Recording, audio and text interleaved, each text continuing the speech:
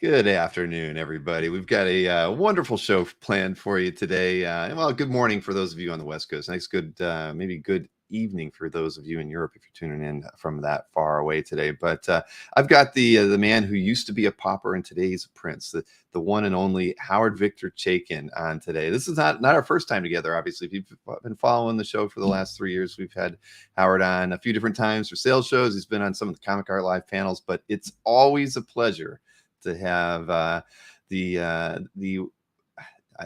man Howard Chaykin joining us. Why does he behave that way, man? You know, did no one ever tell him to shut the fuck up, man? It was just no. Well, I can't believe that somebody hasn't told you ever. Oh, please, all the time. But do I listen? No. You know, it's well, that's good of you not to to stick to your. Hold on, my wife is yelling at me. Hold on a second. I'm on the thing. What? My what? They're right here. Okay, all right, they're right here, baby. What a good husband I turned out to be. Look at that. I'm pissing away your time to do my car's being detailed. Look, there she is. Nice to see you. With the dog too. No. She hates you and everything about you. Oh, okay. No, I don't. Best friends. Wow. You don't get this when you're like on a panel at a panel in a con or anything like that. One of the blessings of my life is that I'm married to a beautiful woman. We've been married for many, many years, who has no idea what I do for a living, and it's really good. Her relationship to comics is it gets her to Europe every year, and she says, "Bye, enjoy your comic books. I'll see you at dinner." You know, that kind of stuff. So it's good. It's good. What's her background? Nothing in she's a healthcare professional, retired registered nurse. Oh wow! So she regards my life as pointless and frivolous, which I find perfectly, and it's fabulous. You know, she says, "You really do this for a living, and they pay you? It's fantastic." Okay. Somebody's got to get out more, that kind of stuff. But, my English bulldog is wandering around why I'm not paying more attention to him right now. Maxwell is at my feet. Get with it, baby. Okay. Is that the only pet you have in the house? No. Oh no. Stormy, the French bulldog, is upstairs smoking a cigarette, and a Gaulois, of course, and reading Figaro. But of course, I've had it with you people. I'm up to here. So, well, we are a multi-dog house, and today's National Dog Day, I gather. So that is what I saw on Facebook today. I don't hit Facebook every single day, but I did today, and I had several friends saying it was Dog Day, and they had pictures of their pets. Did you do that? No, fuck those guys. My dogs are above such behavior. They have this completely. A lot of times my dogs live lives of internal rampage. They spend their lives literally sleeping on top of each other, pretending they're on a rampage. It's great. Here she comes back. Here she comes. Here she comes. The woman I love. Oh, she's sneaking her. Look, here she is. The two dogs. There you go. All right. Wonderful. She represents me so well. I don't think I can get my wife Maureen to ever come on camera like that, even if she was just dancing. We're having our cars detailed outside today. The only reason she came down was to get my car keys so she could switch my car up with hers. It's a very utilitarian relationship here in this regard. Hey, I love it. My French bulldog is here. She's about to start polishing my shoe with her ass. It's good. Life is good. I'm not making this shit up. This is all real. I mean, this is not me being, a character for your benefit. Trust me. It's Howard's life, right? Mm-hmm. Right here. It's behind me. You can see my studio. This is the world. That's my drawing table behind me, where I've been working on the first couple of pages of a new book I'm working on. Right. We have that to talk about today. A couple weeks ago, I got an email from somebody at ZOOP talking about whether or not I would do a show with you to talk about some upcoming project that you had going on with them. And I didn't reply to him because I knew I had you on the schedule anyway. Right, so I figured, hold it. Reply. Why bother with such behaviors? Well, yeah, it's a problem I've gotten lately. I'm overworked, man. I got to figure out how to, like you were saying, I got to get out more. What a baby you are! Such a baby. To keep this hair as nice as it is. I mean, I've got to lead a sheltered life. Before any of you showed up, we were discussing grooming tips. Charles of the Ritz is coming over later. It's okay. So, well, before we talk about the ZOOP, I mean, somebody I don't think we've ever talked about before, but I see him comment on practically every post you make on Facebook is Joe Jusko. I mean, Jusko, that guy. Are you guys pals? Yeah, America's galoot. He does kind of look like America's galoot. I mean, Joe, I've known Joe since he was 17. We are true. We separate and distinct from each other. We're perfectly fine. We are the way we are. If you put us together for any period of time, be prepared for chaos and havoc, because we bring out the absolute just the worst mischief you can possibly. We're the worst. We are the Katzenjammer adults. Oh, no. It's like, let us create havoc and blame it on someone else. And again, it's always this way. We are both perfectly innocent grown men, well behaved under most circumstances. Attitudinal, of course, but together we are the fucking worst. It's just, we have made lives living hell for other people. And then every day after we've done this, we promised ourselves, we're going to stop this right now. We're not going to do this again. And by lunchtime, we're back at it because there's no stopping this. I love Joe. Joe is one of my favorite people in the universe. And right now that he's finally finished that Tarzan series, where he set himself a bar of insane complication. But I thought the choice he made in finding the point of view that was an editorial point of view, almost a journalist point of view, of the covers, where he went right back to the kind of franchise that existed in men's adventure magazines of the 1960s and 70s, was an absolutely brilliant choice. I really do. I think it's just terrific. And I'm dying to see how that will apply to something as otherworldly as the Barsoom stuff. And I am, as I've indicated to Joe, I am champing bitwise. I'm ready to go. I want to see this stuff. He's terrific, and he's beyond being a terrific artist and a terrific human being. He's also one of the funniest people I've ever known. He makes me laugh all the time. And I imagine myself making shit come out of his nose 3,000 miles away. That is my goal in life. Well, you've probably achieved that a few times from him. I like a good spit take. I fucked up more keyboards of my own. People making me laugh. Luckily, I drink coffee black, so it's easy to wipe up.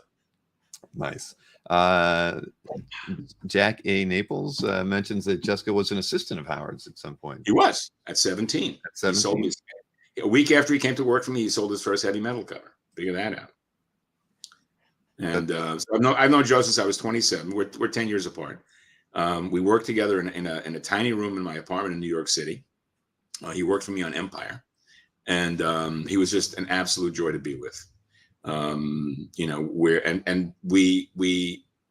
We united on a food obsession.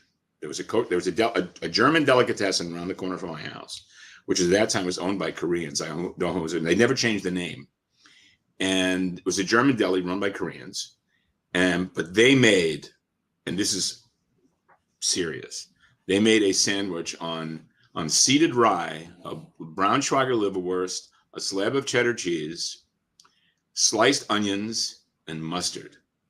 That was as close to heaven as you can possibly imagine. You eat that with a bag of Fritos, and you got breath like a fucking alligator for a week. It was fantastic. So we were serious about this. Every time I have a liverwurst sandwich, I think of Jusko and smile. There you go. He probably does. It's not bad. It's true. Wow. Well, it's Joe's somebody I've never had on the show. Really? Fortunately, yeah. He's I don't know. I don't think he's camera shy. I don't believe that. No. When I talk to Joe next, I will tell him to make himself available to you. Please do. He's somebody I've known for a long time. He's had a calf gallery since practically the time we started Comic Art Fans. So we've emailed a lot over the years, and can't convince him to pop on for an hour. He is the dictionary definition of galoot. We together. I mean, we were born to play Fafford and the Grey Mouse or the later years. He's this big hunky guy, and I'm this short, not so hunking guy, and we are full of mischief. Wow. When's the last time you saw him in person? It's been a long time. I mean, I was supposed to see him in New Jersey, but I had to cancel the show, and then he had to cancel the show as well. My wife had a medical issue that made it necessary for me to skip the Garden State show. A great show, by the way. Dave O'Hare show is terrific in Morristown, New Jersey. One of those retro American Revolution downs. That's just really gas. But then he ended up canceling anyway. I don't know when I'm going to see Joe next. I don't know. You know, we've been talking about this. We're afraid to introduce our wives because they're both very similar, and we have this feeling that they would either hate each other or they'd end up being arrested for holding up a liquor store. You know, I just can't tell you. You know, they're two blondes looking for trouble. You know, just really. And my boy Yen Nitro, Gustavo Yen, who's my colorist, just popped up on Facebook saying that he sees my naked ass live on television. Gustavo is fascinated by the fact that I haven't worn pajamas since I was 15.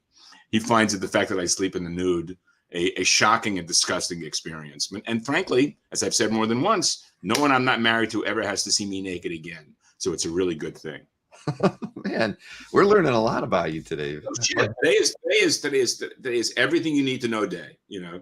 Well, but do you start your every day with a sauna like you did today? I mean, is that like no, 3 days a week. 3 days a week. Tuesdays, Thursdays, and Saturdays. So well, wonderful. I spent an hour working outside here in Florida, and it felt like I was in a sauna. But that's a steam room. That's a steam room. That's a steam room. Yeah. Okay, yeah. I basically the Paul Kupperberg's book, Direct Conversations, finally surfaced on my stack of reads, and I brought it into the sauna, and it's terrific. What a great read it is! I wish I'd gotten to it sooner. I got to drop Paul a note and let him know how fabulous it is. And that's what I read while I got a nice 15 minutes at 250. Look at him. Look at right there. Crazy uncle.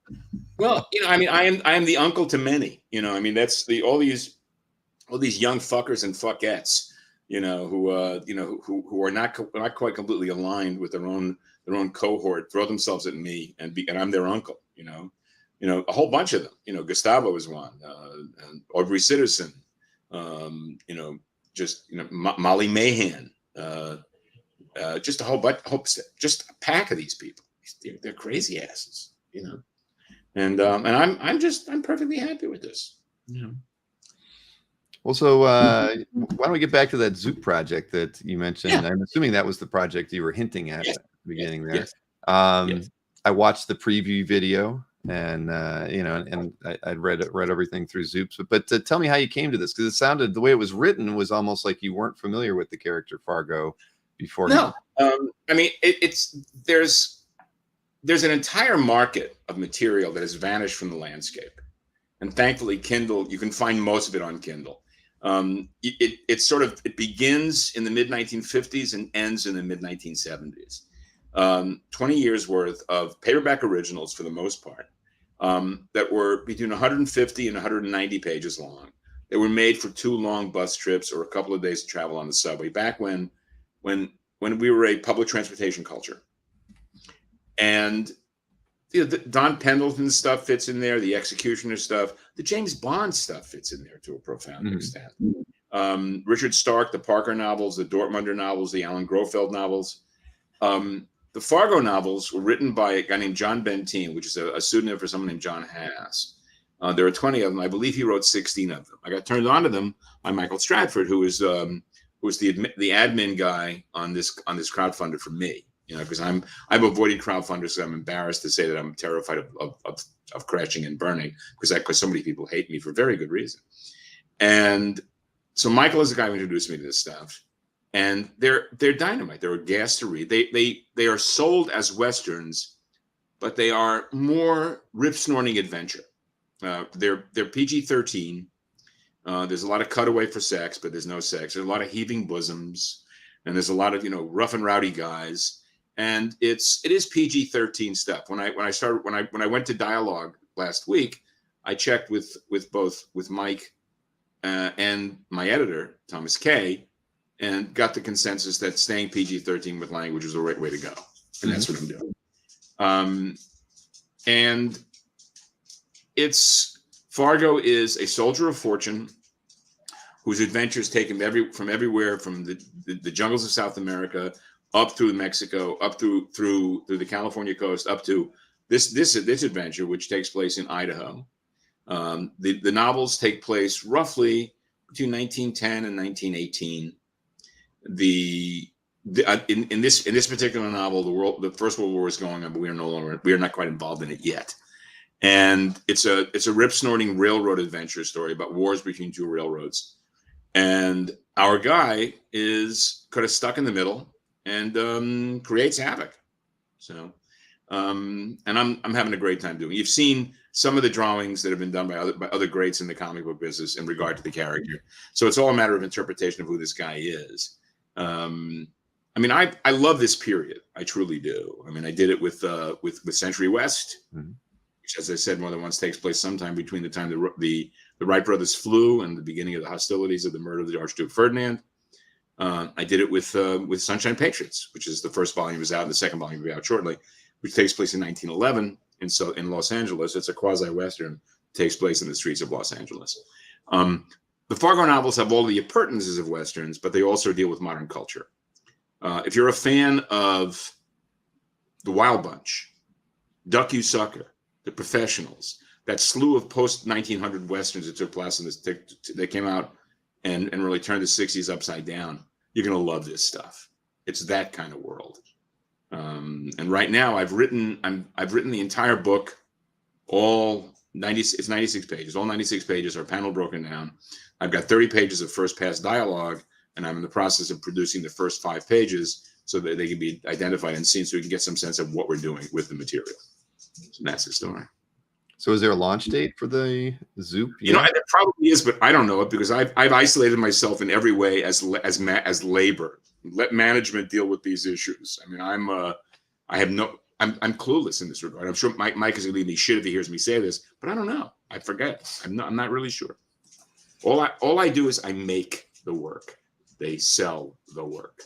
Yeah, I don't think there's a release date yet. Now that I'm looking at the page again. But that's okay. I mean, I think just getting the word out there that you're working on a project like this, that, I mean, clearly is right up your alley. I mean, you know, as far as the machismo character. Hey Kids, you know, I mean, Hey Kids took a lot out of me. It knocked the shit out of me. But the last issue of the last arc will be out first week in September. So this is a nice. It's more than a palate cleanser. It's a big book. Mm-hmm. So yeah. Well, you had the last issue of was issue 5 of Hey Kids that came out in the middle of summer or somewhere. 5 came out in August, and 6 came out. 6 comes out just after Labor Day. I'm hoping to have my comps. I'm going to Austin on Thursday, and I'm hoping to have my comps of 6 before I book. We'll see. I'm not. It moves from east to west, so frequently it takes forever to get to me. Mm-hmm. I'm usually the west. Gustavo in Bogota gets his comps before I get mine. Figure that one out. Yeah, that doesn't make a whole lot of sense, does it? Well, Steve here likes a good heating bosom, but who doesn't, really? Yes, yeah. He wants to know: is it sort of like the Wild Wild West? I mean, that was one of my favorite shows. No, not at all. It's not steampunky in any way. It's okay. I'm trying to keep it as realistic as possible. There's an element of fantasia in Sunshine Patriots that is not here. It's a very straightforward adventure narrative. Somebody posted a piece admiring Robert Aldrich's Adventure, Emperor of the North, a favorite movie of mine. I'm a huge Aldrich fan, and that movie is all about Ernest Borgnine and Lee Marvin beating the living shit out of each other for an hour and a half, and it's that world. It really is. Did you ever have a T-shirt made that said Archbishop of Fun? I do. You do? You should if you didn't. I do. I'll send you the photograph so you can use it for our next get together. I would love that if you could. I didn't know. One of my favorite people on Facebook, Rob Smentek, got it for me, and I'm very grateful. Thanks, Rob. Well, so we're all looking forward to that. I'm sure one way or another. I did sign up for notifications. Nobody's looking forward to that. There aren't any things there's nobody in this book with shit coming out of their eyes, or masks, or capes, or Wounded Heroes or all that fate, like that Super Dragon Monster Mutant space bullshit, that's what comic book fans want. I'm doing this for me. If there are 11, and maybe 11 other people who give a shit about this stuff, and I'm not, and I'm married to only one of them, it's like I don't really, but I mean, look, the audience for comic books of late is completely obsessed with shit that I outgrew years ago. So when I work on this kind of stuff, I'm grateful enough that I don't really need the tastes, the enthusiasms, or attention of the mainstream comic book audience. With all due respect, I mean, the things that these people get all worked up about, both positively and negatively, is just utter and complete junk. It's chazarai, as my grandmother would say, which is to say pig shit. The level, the diminished ambitions of comics is a profoundly disturbing and disappointing aspect of my life. But I've gotten over it, and I just keep moving on. So I'm really lucky that I have the opportunity to do whatever I damn well please. I mean, what the drawings I've done for you today were a demonstration of the fact that I'm perfectly capable of producing commercial work. But frankly, I aged out at Marvel and DC 10 years ago. And at first I was resentful of the fact that I couldn't get work at either company. And then I came to realize how liberating it is, because I spent so many years in television that, I'm comfy. I'm good. I don't need to put my mind on hold to draw, the super mutant dragon, super monster space stuff. It's just not necessary for me. It doesn't entertain me, and it doesn't challenge me in any particular way. Doing this sort of book challenges the hell out of me, because it means drawing real people doing real things in real places. And that really appeals to me. It goes back to Jeffrey O'Brien's crack about the difference between science fiction and crime fiction in his book, Hard-Boiled America. He said, this is a paraphrase, that hard-boiled crime fiction is just as fantastical as science fiction, but it is based on an observed reality, and that observed reality is really what appeals to me. I don't need metaphor. Not a bad book, Palomino, eh? Yeah, it's good stuff. But Palomino also fits right into my own worldview of like real people doing real things. Well, what say 15, 20 years ago, when you were still, dabbling in comics a little bit, I mean, what brought you joy when you were working with characters in these fantastical, powers and situations? The making of material is what appeals. It was the work. Yeah. The solving of problems. I mean, comic book fans don't really have a genuine understanding of what the process of making a comic book is. That a comic book writer delivers a template, and that very few comic book artists simply deliver a deliberation on that template. That the function of a comic book artist is to create visual imagery that is a transliteration into pictures endowed with narrative value that is a reflection of what the writer has written. And much of the writing in comics is done by the artist in his presentation and interpretation of what the writer has asked for. And I derive the same pleasure of the solving of problems on the page in the morning as I did for years of reading comics. The finding the solution to make it work is what it's all about.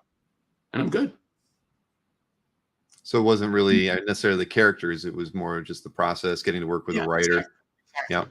I mean, these characters aren't really characters. They're plot devices at most. And they are empty vessels. They're like the X-Files. I mean, American kids love the X-Files. Fans love the X-Files. When I watched the X-Files a couple of times, I realized what they had was two utterly empty personalities in Scully and Mulder. They were completely vapid. They were vacant. And what they were there to have they were vessels for the audience's assumptions and presumptions to inform. And to a certain extent, that's what comics are about. The characters are banal and cliche. They're mostly they're created by children for children. And what they are is the audience informs those characters with value. It's one of the reasons why I've always said that there are 6 people involved in a comic book. There's an editor, there's a writer, there's an artist, there's a penciler, the artist, there's an artist, a colorist, and letterer, and there's a reader. The reader is the engine that turns the page, and the reader informs the material enormously. It's one of the reasons why there's so much passion in proprietary fandom and toxic fandom. There's a resentment of characters that don't go the way you assume they would. That halo effect. When I was working at Marvel in the Shooter era, one of the aspects of dealing with Shooter was that Shooter would have a very, very specific mental image, a mental impression of what a concept was. And if it didn't match that, he was completely incapable of identifying it. I mean, I'm not sure he was exactly this, but there are a lot of people working in comics who are incapable of identifying and supporting and working with an idea that they themselves have not had. It's a very difficult process. So working with Shooter was sort of, I mean, if it didn't fall in line with what his view of it was supposed to be, it was. Yeah, he had a real tendency toward the halo effect. Yeah, you know, an idea that he couldn't see an alternative version of an idea that might work. I mean, he was very successful at what he did, and then he stopped being successful at what he did. But the thing about my work is that I did work that he had no interest in nor understanding of, because his tastes and interests in comics were codified by his early success, and he could not identify work that was transcendent of that idea. That he identified comics. This is what comics are. There was a profound dogma attached to what comics are identified. I think comics are anything you want them to be. I mean, I grew up obsessed with comic books and their content. I mean, I was a superhero fan from word one. From the minute I saw comics, it's like all I gave a shit about. But ultimately, I became an EC fan, and then a Marvel guy. And when I got into comics as a professional, I lost much of my taste for the kind of material that I'd read, and I started looking for other stuff. So I was really lucky enough to be introduced to a lot of the European material. But once that stuff was translated, I realized the writing was just as shitty as ours. It looked more beautiful, the reproduction was more beautiful, but the writing was still kind of second-rate and inept. And it really wasn't until guys like Alan Moore came along, and even Frank Miller to a profound extent, exploring new ways of thinking about character in comics. I mean, much of the work is too hyperbolic for my taste these days, but there's a transcendence to the work that didn't pre-exist.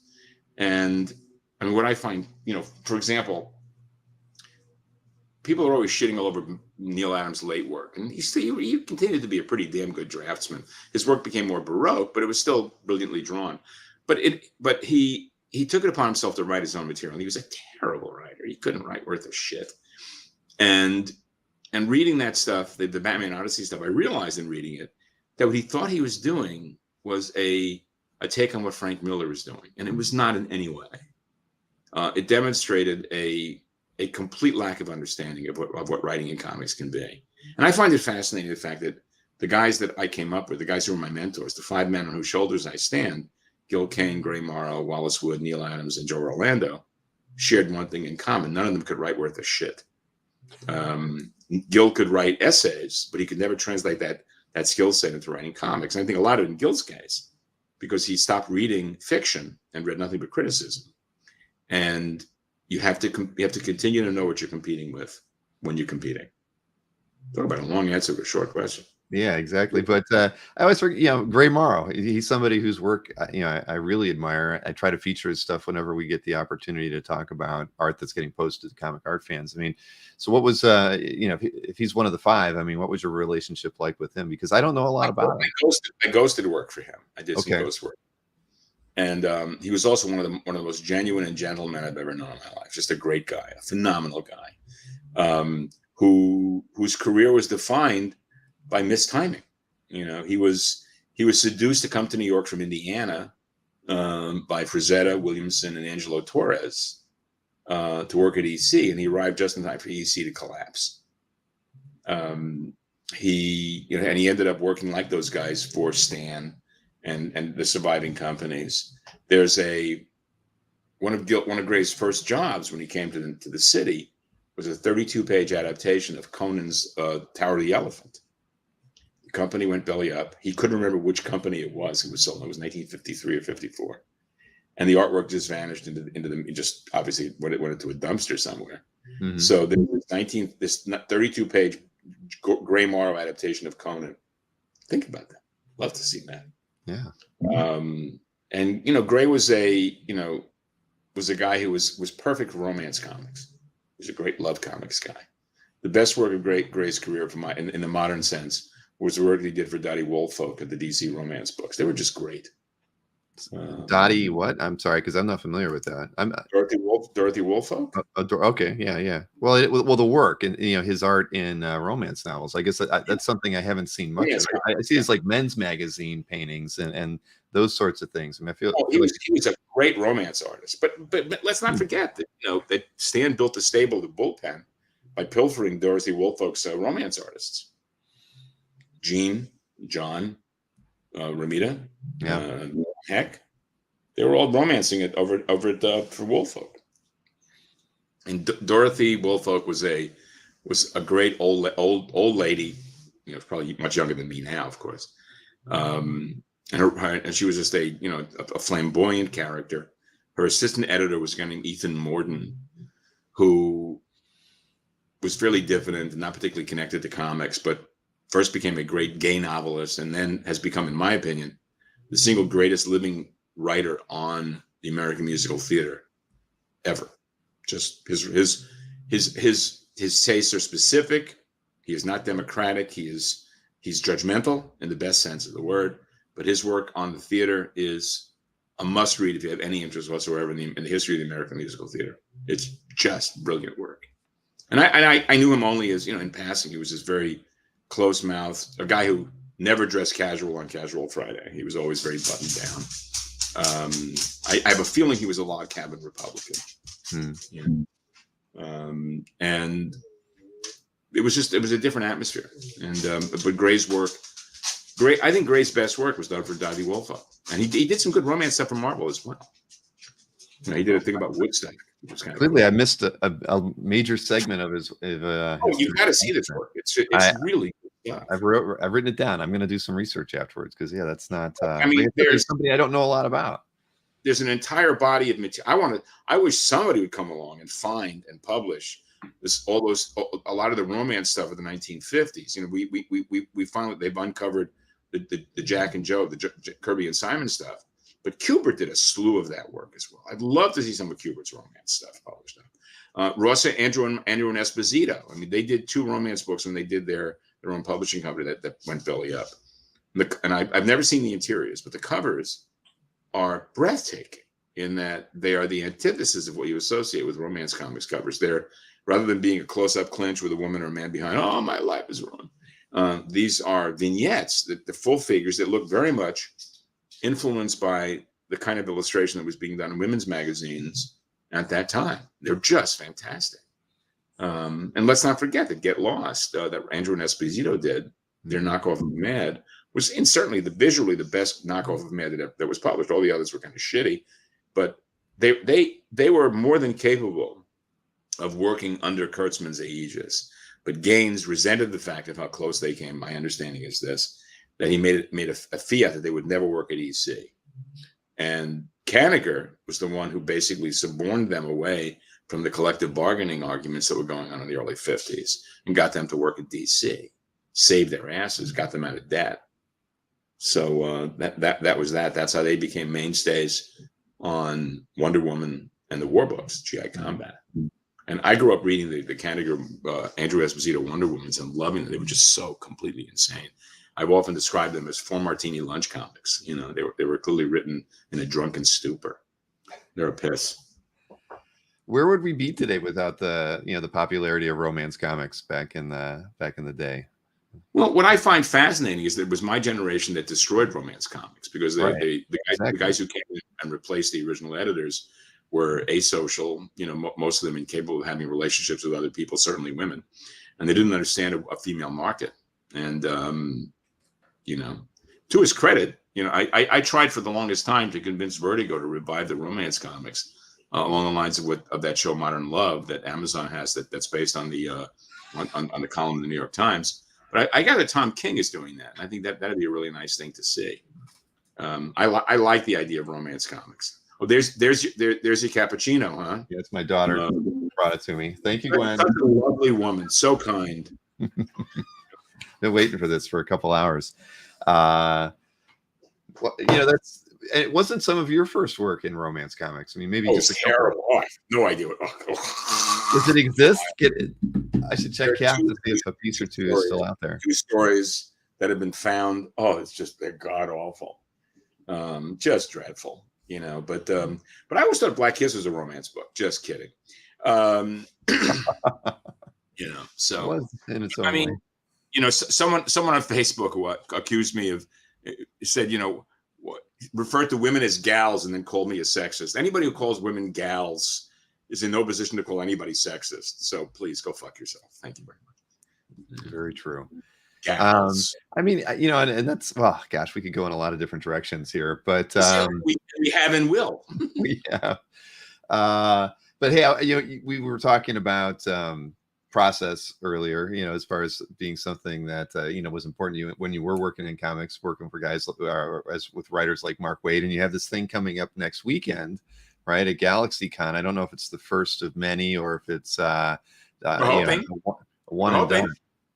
Well, I hope so too. I mean, but here I actually made a little slide for everybody to see. You know, if you are going to the Austin GalaxyCon next weekend, Sunday at 11:30 a.m., you and Mark are doing this comic book you know, presentation, which, like you just said, might be the first of many.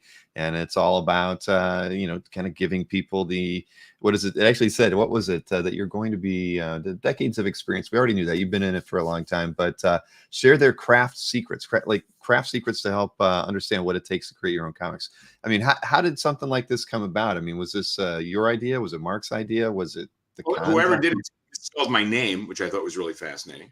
On the top, and there's no K in the Chaykin up there. They got Waid right, but there were fewer letters. You know, I guess you ran out of K's. I saw that. Yeah, you know, you're right. I sorry, I didn't proof the way they wrote it because I just copied and pasted it. You? Son of no, that's right. I'm talking to Bill Crotch now, right? Right? Yes, you are. you pretty much got that right. Yeah. Wow. Doggone it. I'm sorry. Well, I should go complain to the people over. Are you a Catholic, or you think you can get away with that confession bullshit? Contrition is bullshit, Bill. Let's just understand where we stand here. Well, it comes out of. I did a series of lectures, a seminar at Marvel for 6 or 7 years in the early aughts, and I then did a version of that later as a roadshow, and during the pandemic, I did a Zoom version of it. And we've been talking. This thing has been gestating for years, and Mark and I are simpatico in a lot of ways. We will not be together. We will do a transitional discussion between the two, and we're lining up to do a major event on this in November, and in UCI in Los Angeles. But we want to take this on the road and make a bigger deal out of it. So that's what's happening. So so this is just kind of the warm up as the first. Well, I mean, I've done it at conventions. Mark has done a similar thing at conventions, and I think we're basically going to. It'll be one of those circumstances where we will not talk at cross purposes, but we will cover different aspects of what the making of a comic book calls for. If that makes any sense. Mm-hmm.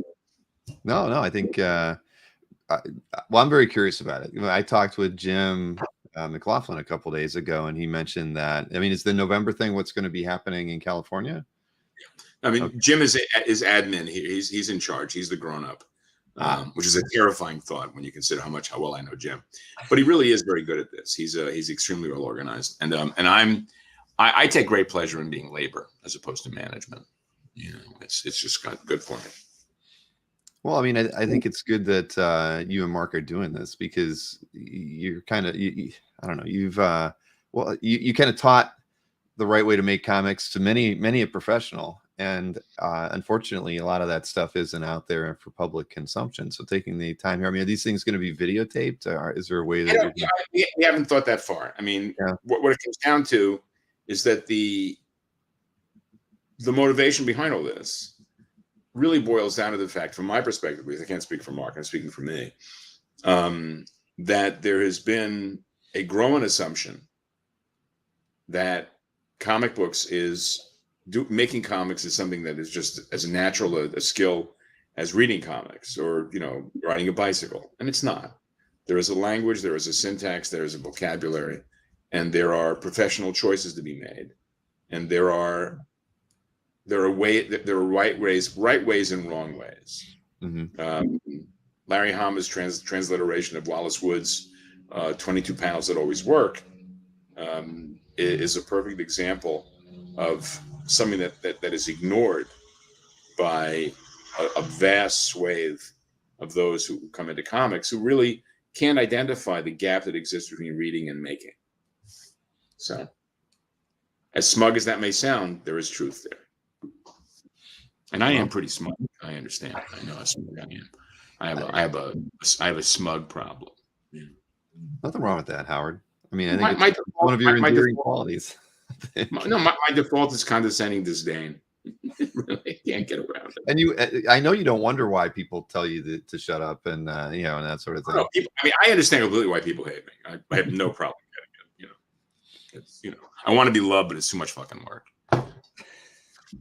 Yeah, and isn't that's almost like the one of the titles from one of your recent Substacks, right? Maybe it wasn't "I Want to Be Loved," but making comics is fun, but it's still work, or something like that. Well, that do what you love, and you'll never work a day in your life. Bullshit. Do what you love, you'll work your ass off, and it's still fucking work. Yeah, that's funny because there was a point I felt that way about the work that I do maybe a few years ago, and it hasn't panned out. Well, it has. I enjoy the fact that I get to do what I do, but boy, I feel like I'm working harder today than I was 2 years ago. Like you said, I got to get out more. I'm really finally realizing, I don't get out enough. I don't have a life outside of the work I do, and that's no fun.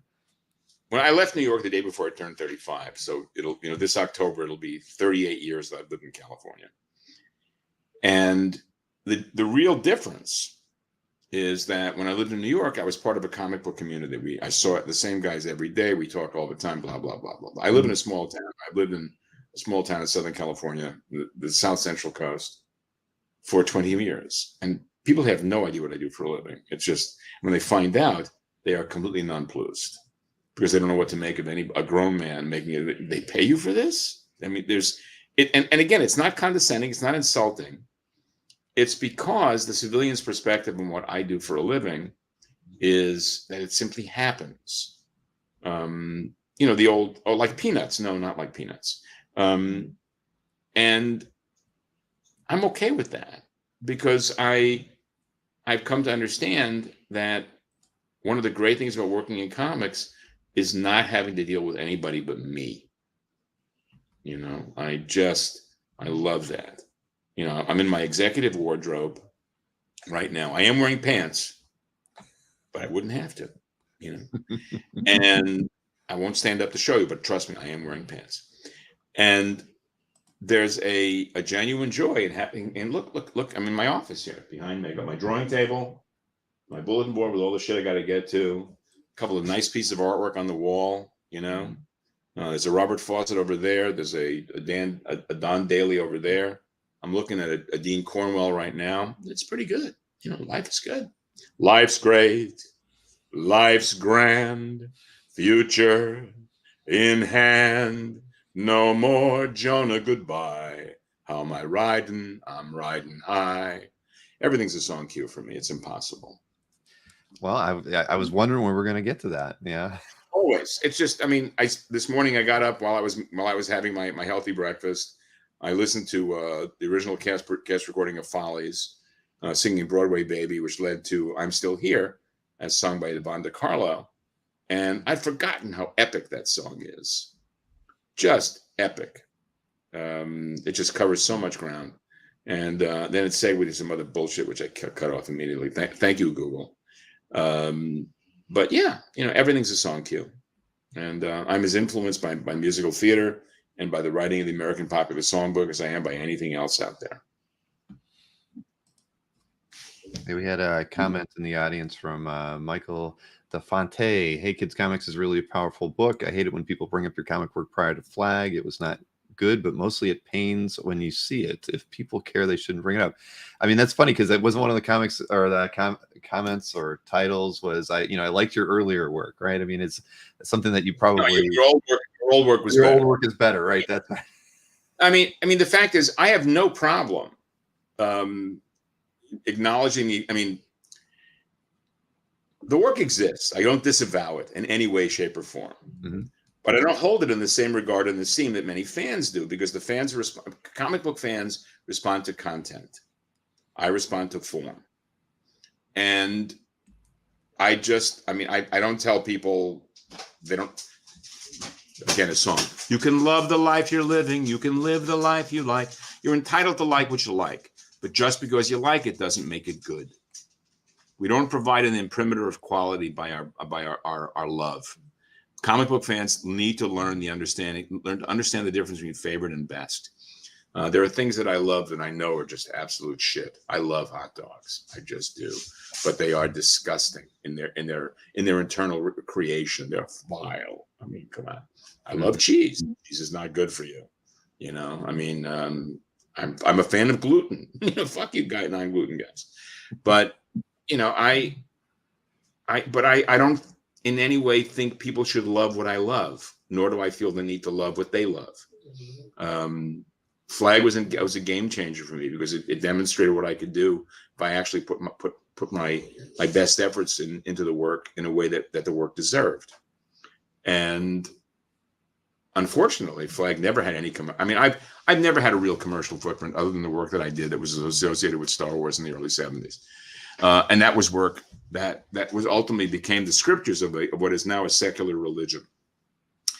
And Flagg never achieved a commercial footprint, and I never had a commercial footprint because I've not done work in that realm of super mutant dragon space monster bullshit world. You know, the reason, I mean, Flagg is always mentioned as the third leg of Dark Knight and Watchmen.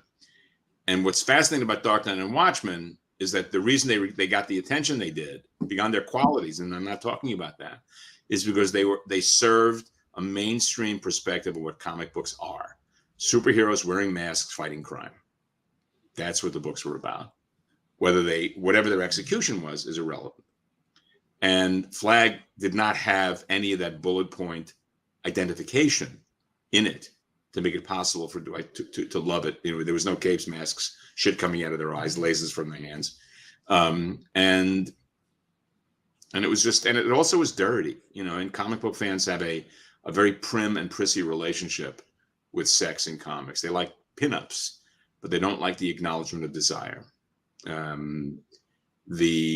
The deification of Dave Stevens, for example, who was not a very interesting comic book artist, very slick, beautiful, drew beautiful girls, but it's not really good comics, you know.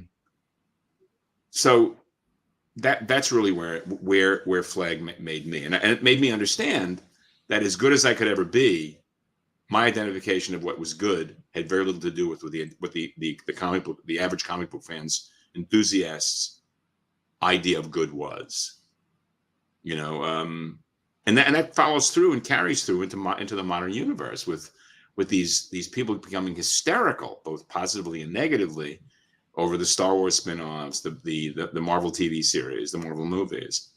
I just can't see getting that worked up and wrapped up in such stuff that has nothing to do with what I care about. I mean, comic books is a mainstream superhero comic books has a template, an armature that is derived almost completely from that of Chuck Jones' Roadrunner Coyote cartoons. It's endless pursuit without closure. Change is identified. Character development in comic books is identified by whether Batman has a yellow circle around the bat or not, or whether Spider-Man's outfit is red and blue or black. And as I said before we started, that essay I was talking about that has inspired my next Substack, I spent years trying to figure out a way to understand the scrim, the filter through which people were criticizing my work, because I recognized that what they were doing is they were judging it by the standards of the X-Men. And, you know, but it's deeper than that.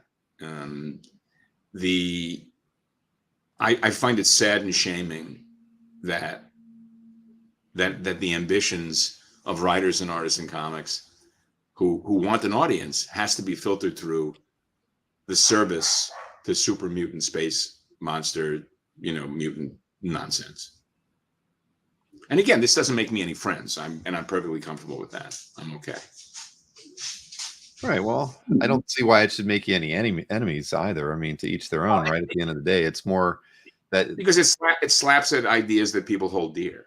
You know, I mean, I'm the work I've been doing for the past couple of years. I've been doing for free. I finance my own work. I don't take money from companies. And the work I'm doing for you, the work that I've done for this thing is me doing a commercial approach to work to characters. I mean, we made a decision to do this, and you know, it demonstrates that I'm perfectly capable of doing it. And again, I bring effort and enthusiasm to the work.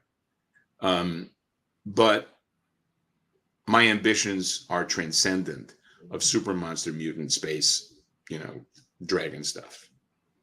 And but they don't look it, because the height of ambition for mainstream comics is Wolverine in his claws, and you know. So there you go. well, that's good. I mean, Jeff Moyes said it's not high art, it's entertainment. And for most people, that's good enough. If you can get a moral story across in it, you can call it a win. And where was another question here from Ange C. Did you help thumbnail layout guide the art in books you primarily wrote? Not those. I did thumbnail Twilight. Okay. Not Cyberl American Century or Bike Club. I mean, the great thing about Bike Club, the funny thing about Bike Club, is we had a fight to get David Hahn on that book. I love David Hahn's stuff. He's so good. And the editor of the woman who ran Vertigo at the time could not see David Hahn's value. She kept seeing it as simply a modified version of Archie and Betty and Veronica, which I found staggering to me. It demonstrated a limited vision that was shocking. Just amazing. And I would assume for somebody like comics. But we're working with him, with David. I assume you didn't need to start. You know, you didn't want to confound anything. Let him do all the layouts and interpretation. He's so good at this. Yeah. You know? I mean, the only reason I did Twilight thumbnails was because Helfer insisted. Yeah. He yelled at me. He made me. He returned my calls. There was another question. I don't know if you want to answer it to its, maybe keep it short. Was from Steve Lipsky, who's had a lot of positive things to say. He said, Howard, I know you don't have an affinity for it, but why is it that you dislike the limited amount of Star Wars work that you did? The question is, do I dislike Star Wars or dislike the work that I did in service of Star Wars? That's the question. Which are you talking about, Steve? Well, I will give your answer, your question, a serious consideration, but you got to tell me what you mean, because that's two very different things. Okay, I'll just highlight the question, and Steve, you can give the follow up to that for context. But I mean, well, I think it's if it's my work you're talking about. It's because I didn't know what I was doing. Had I known that the book was going to become the source of a secular religion, I'd like to think I would have done a better job on it. But I didn't know that, and I'm not sure I had the skill sets or the goods to do so. The material itself is, I think, wildly overpraised. The Star Wars itself at its core is a series of space opera tropes that are banal in and of itself. There's a preciousness, a tweeness, and a prissiness about it that is a 14-year-old boy's idea of adult behavior. And bottom line, the material I did, the work that I did on that book, saved the company from bankruptcy. In return, because there was no royalty system at the time that I did it, I received an additional flat rate of $15 per page for the work that I did, making the company millions. So it's like that restaurant where the food is lousy and the portions are really small. I did work that I don't particularly credit as good. I wasn't paid particularly well, but the work that I did saved the life of that company and is the most pervasive work of my career. I would say that of the 250,000 people in the United States who buy all the comic books we make, perhaps only 35,000 of those people have any idea of anything other than Star Wars. That's how tiny my audience is. I sell fewer books on a monthly basis than I have Facebook friends. I do not have a commercial base. The only work that I've done that has sold any volume or value is that Star Wars stuff.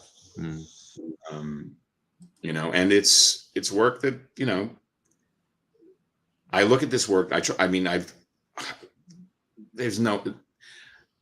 the first picture with 3 other people in a New York movie palace that has long been turned into a series of multiplexes on a Wednesday before it opened. And as the movie opened, I realized this was going to be a much bigger deal than I anticipated. It was impossible to tell.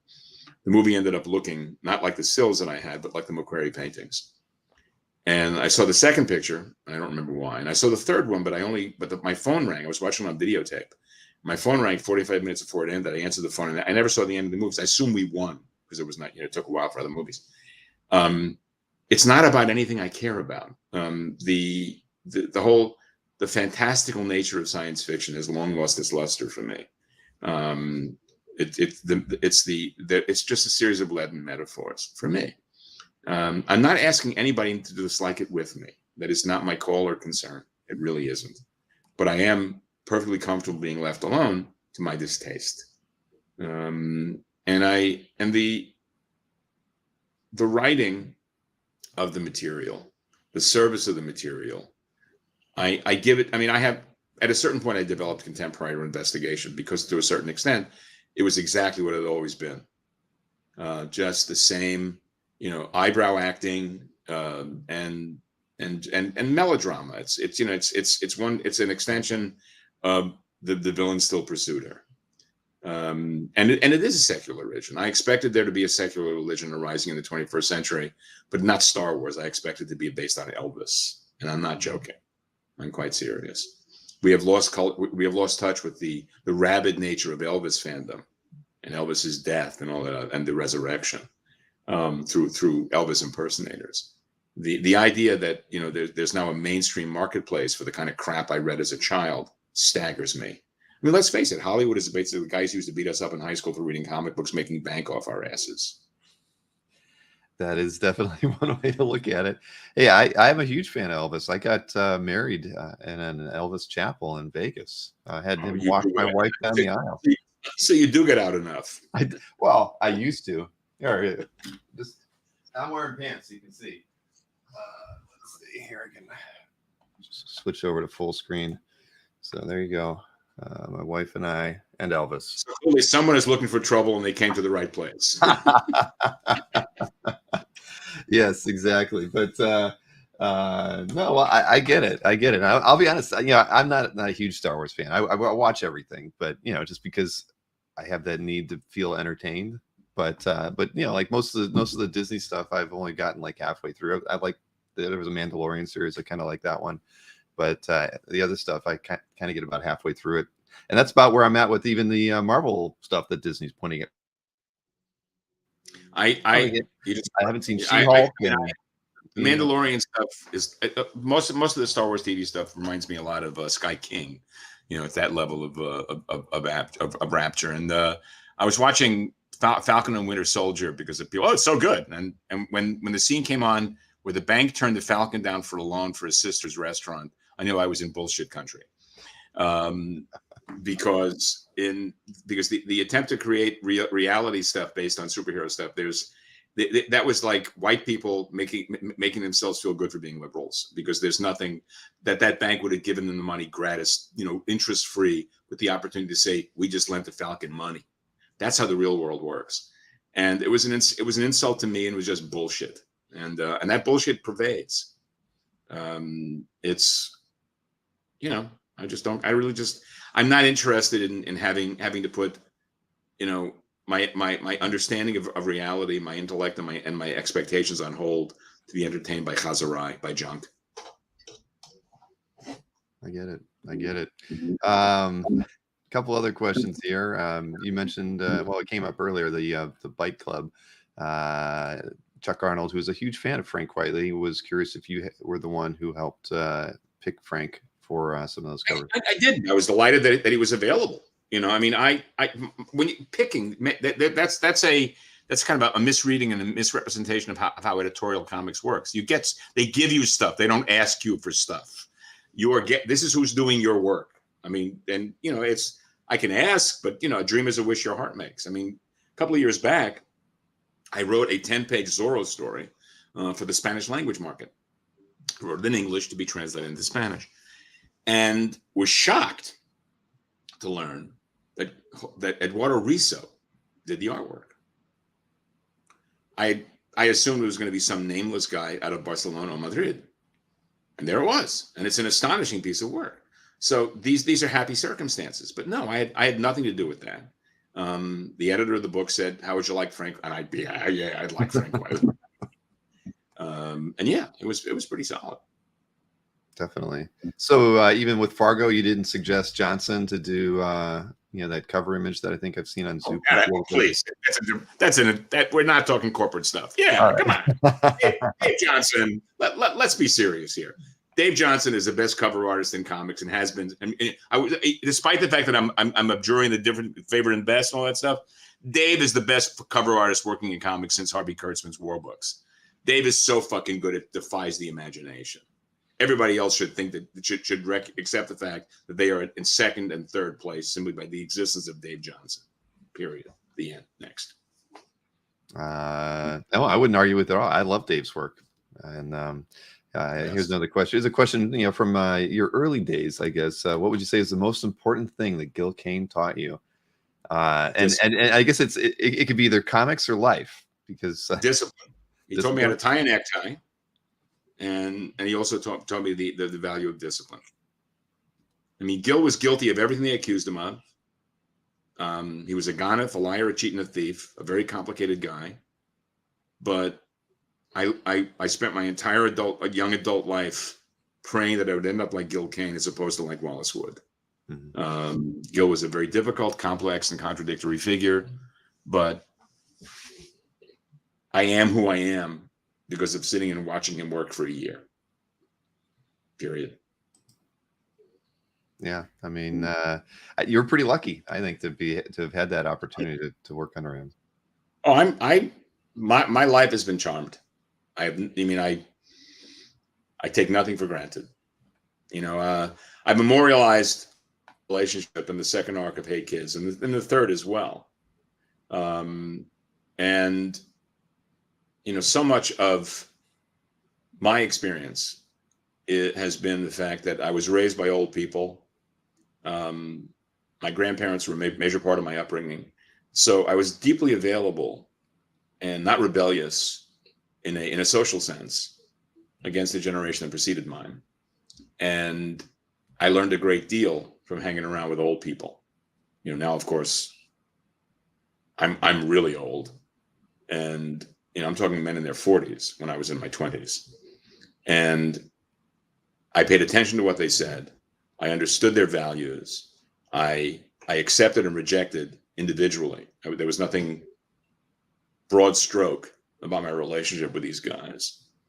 And much of what informs Hey Kids comics and my sensibility in general is derived from the fact that I recognize the fact that I am on a long line of men and women who were inoculated with comics from the first time they saw them, who accepted the fact that this is all they wanted out of life, it's all they wanted to do, and that it was a language and form that made demands of them that were never rewarded in any way, compensatory to the effort involved.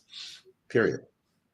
And that I could be as bitter as I choose about that, or I can simply accept the fact that I knew the job was dangerous when I took it, which I had. The people whom I've annoyed, the people who've come down on me for my dismissal of this whole comics broke me thing, have very little understanding of the fact that you do this stuff and with no expectations. That we talked earlier about the work is what it's about. Mm-hmm. It's making, that's what counts.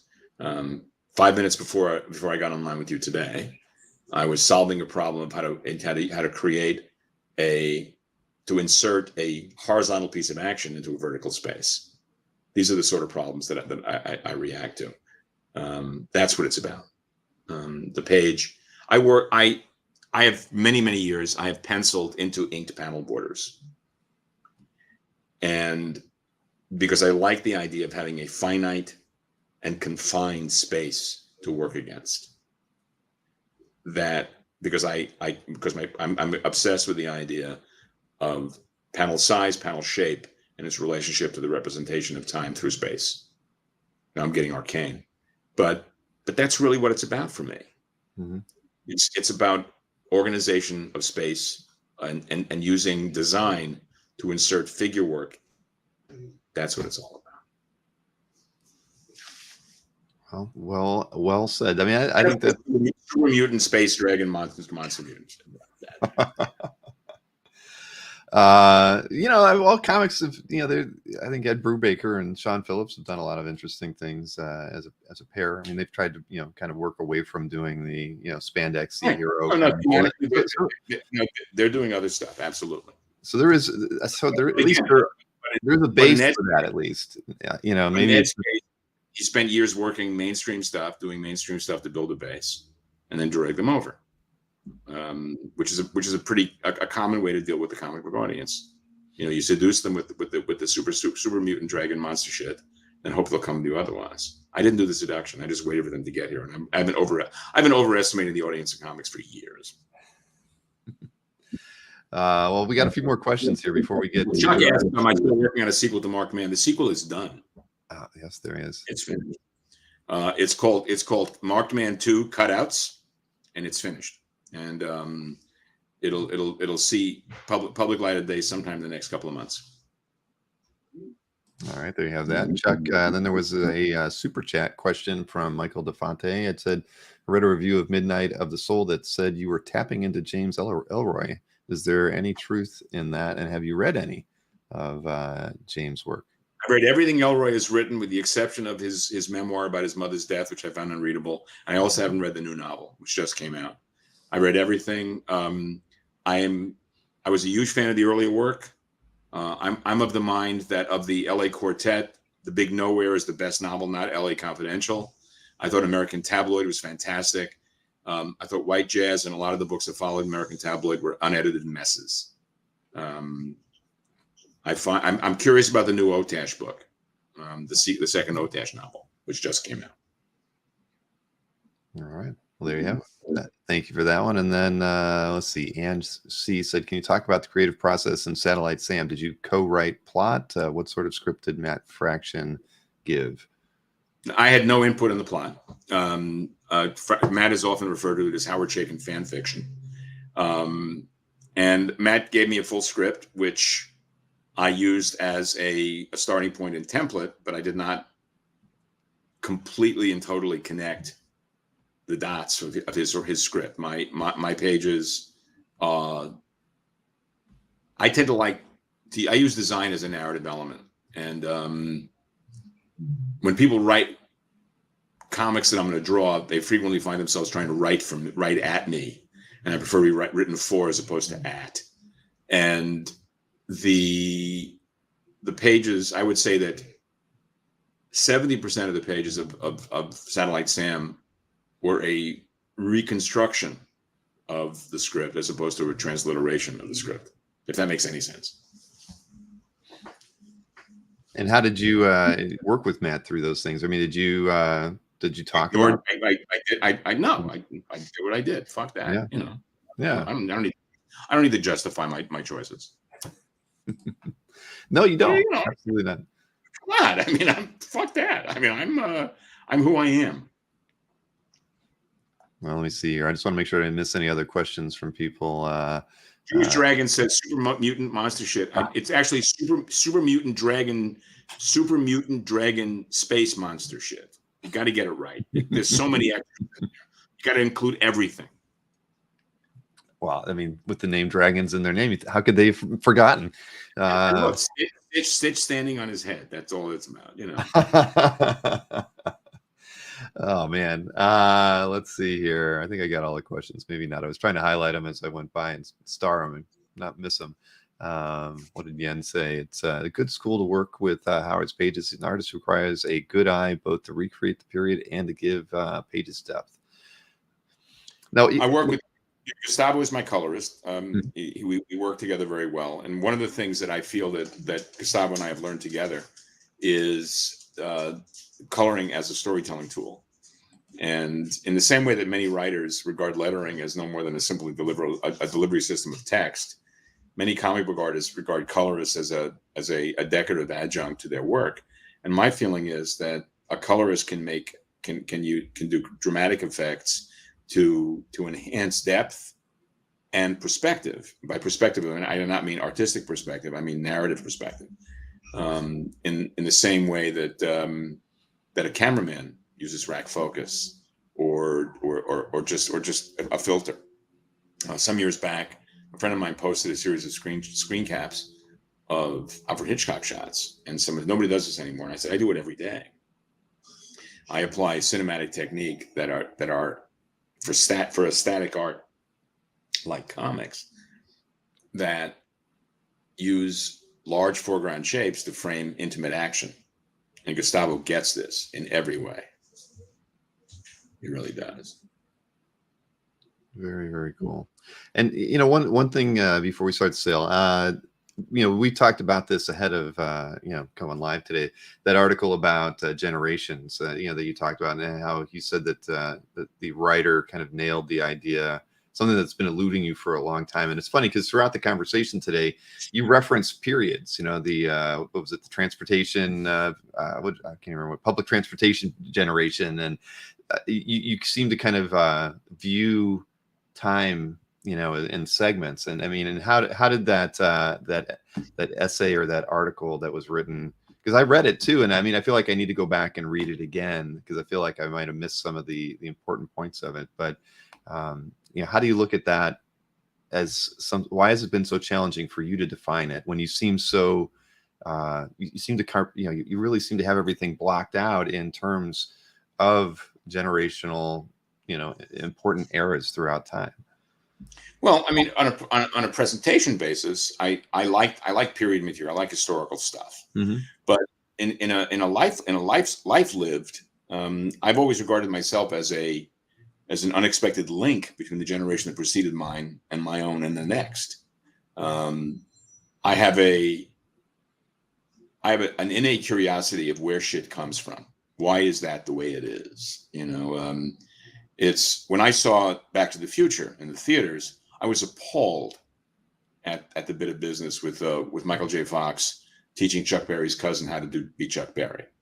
The shameless nonsense of that is corrupted and awful. I'm a serious jazz fan, an old time music fan, and I love to know where shit comes from, and it applies to comics and drawing and illustration as well. One of the things that Bill Sienkiewicz and I talk about all the time is this comes from this, from this, from this, from this. Guys like Nikolai Fechin, Rene Grau, Rene Boucher. These are names that comic book people don't know.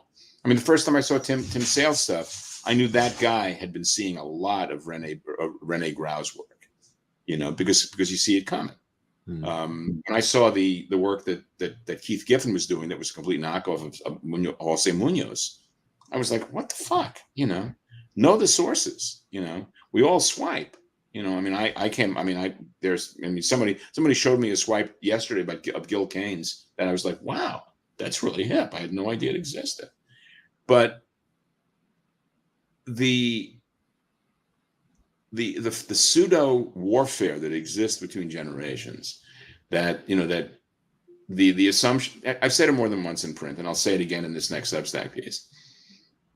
We tend to know that what media says about our own cohort is infused with just bullshit. And yet we are willing to take at face value what that self-same media says about other generations to support and enhance our own belief system of how things play out. For example, none of my generation ever referred to ourselves as hippies. That was a Time Life piece of shit that was imposed on us. We called ourselves freaks or heads. And the idea of a younger generation thinking that the transition to the right on the part of the Woodstock generation was a betrayal of principles misses the point that Woodstock was barely more than musical cosplay. and that the real voices of my generation went willingly to the service and listened to Frankie Valli and the Four Seasons. And, you know, Gil Kane thought that my generation was literally fucking ourselves stupid, that there was no courtship, no romance, nothing. And I said, the action may be different, but we're still having to work hard at making emotional and sexual relationships out of our lives. Because people want to believe the best and worst of other people.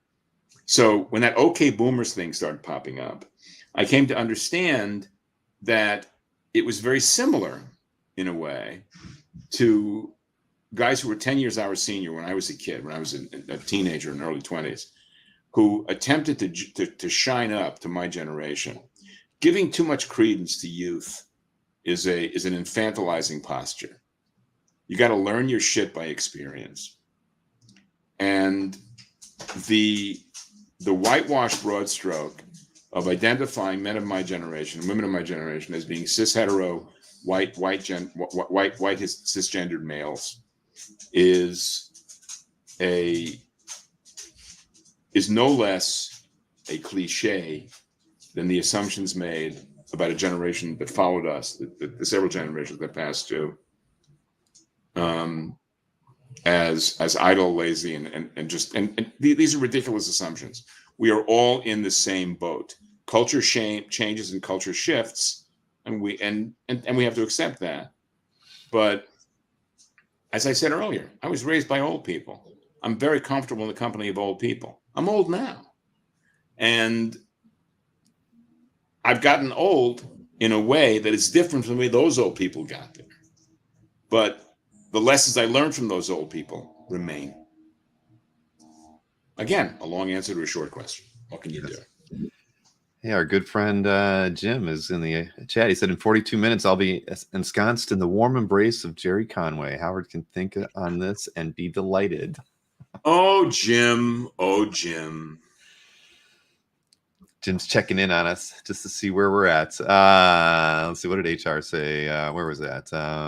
As a vintage junkie, I saw Leonard Starr's Mary Perkins pages, beautiful stuff, and Jordy Longeren's Friday Foster. Have you some old stuff that needs some shine? Huh. But I posted Friday Foster when Gray took it over. Yeah. Yeah. And I still regard Mary Perkins on stage as the last great adventure strip. Can I say that I haven't read Mary Perkins? Is that it? You can, but then I'll mock you and make fun of you to your face and behind your back. Well, I'll make sure that I've taken time to read that before we have another one of these. What else was there? Oh, I saw Richard Pace was in the audience too. So yeah. Well, why yes. Rich is in Canada. He's not even an American, and he passes. It's all right. Oh man, Richard Pace is someone. Whenever we're in the same city, we eat, and we eat well together. We are great dinner company. If you have an opportunity to eat with me and Richard Pace sometime, grab it. We are fun. It sounds like it. When are you guys going to be together at another show? Don't know. All right. Well, I'll have to keep my eyes open then to see when you both are at the same show. Well, hey, let's do that. We've been doing this for an hour and 20 minutes. I mean, we could do this all day, but I know you've got work to do.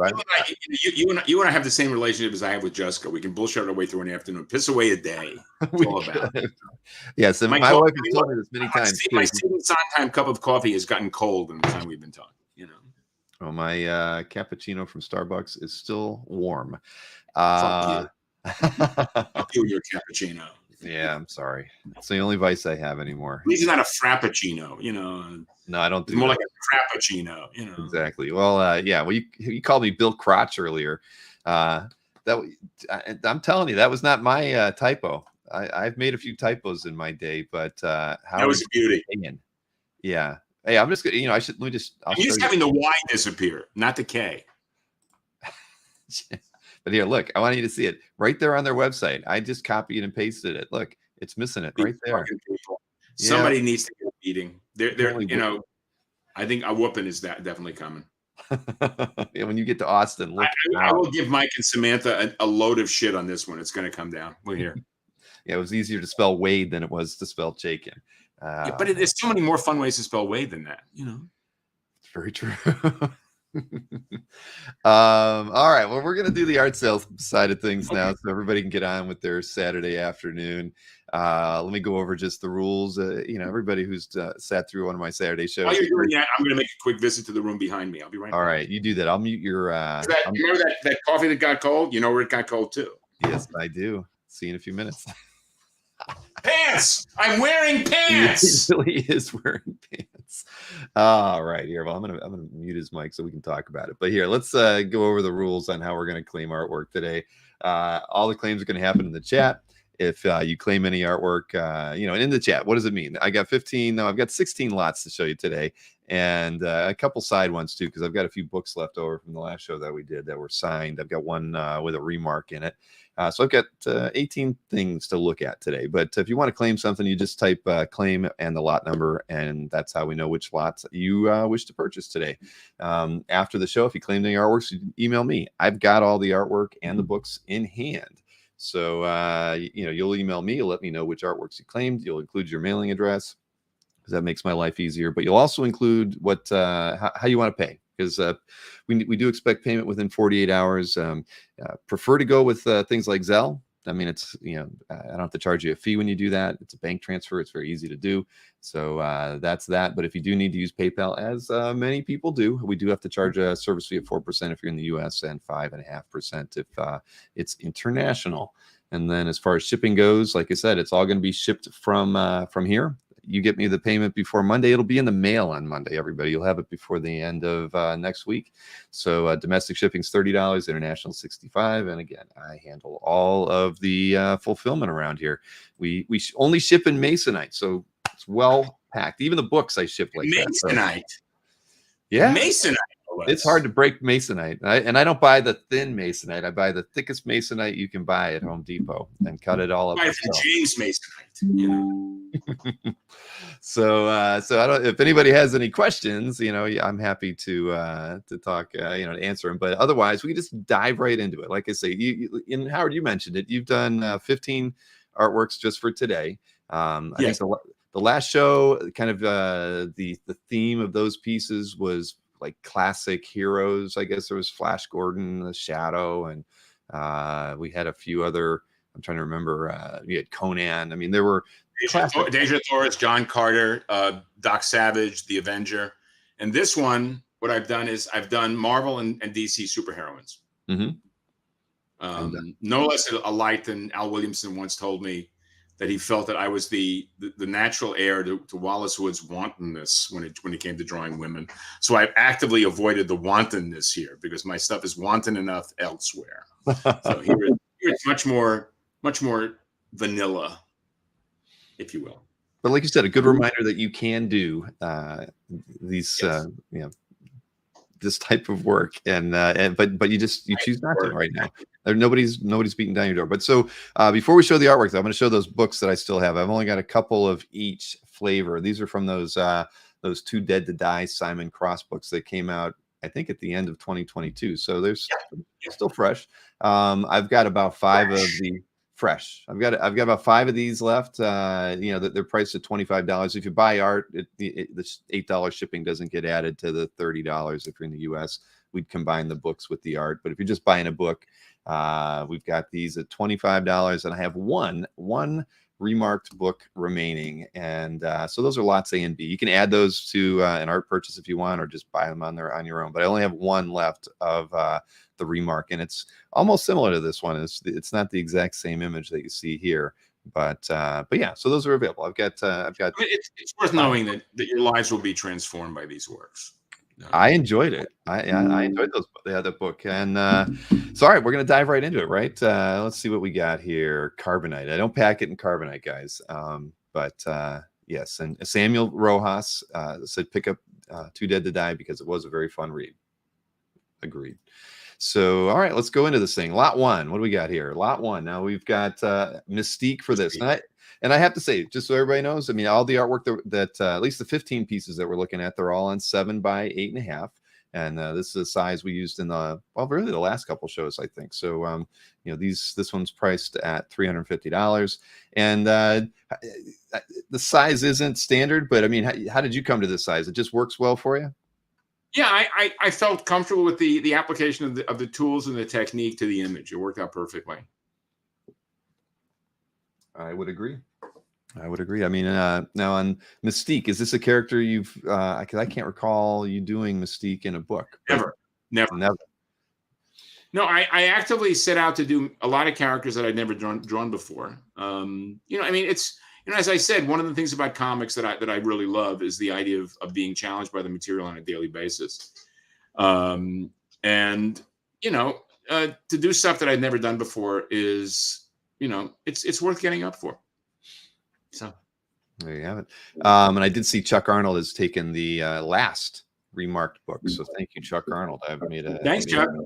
Yeah, we appreciate it. All right. So this is lot one. Nobody's claimed this one. So we'll just kind of roll into. Damn you. Damn you.